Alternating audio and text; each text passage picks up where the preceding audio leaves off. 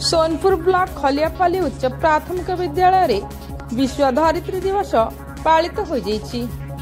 विद्यालय प्रधान शिक्षक लोकनाथ दास अध्यक्षता आयोजित कार्यक्रम रे मुख्य अतिथि भाव सोनपुर ब्लॉक सहगोष्ठी शिक्षा अधिकारी फकीर चरण भोई, सम्मानित अतिथि भाव मयूर उड़ान सीआरसीसी उमाकांत मिश्र जोगदे विश्व धरित्री दिवस उपरे आलोचना करथिले। वरिष्ठ शिक्षक श्याम सुंदर पात्र सभा संयोजन करथिले। प्रधान शिक्षक श्री दास स्वागत भाषण देइथिबा बेले शिक्षयित्री विश्वविभूषित पंडा धन्यवाद देइथिले।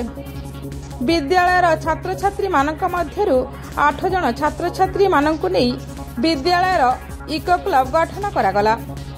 एई अवसर रे शिक्षक आलोक पंडा पृथ्वी प्रति कविता स्मार्ट बोर्ड माध्यम रे छात्र छात्री मानकु सुना जाइथिला। कार्यक्रम रे शिक्षक प्रभात कुमार बेहेरा, खतुसुना शिक्षयित्री लिपिना राणी प्रधान सहयोग करथिले। ब्यूरो रिपोर्ट तनुषण टीवी।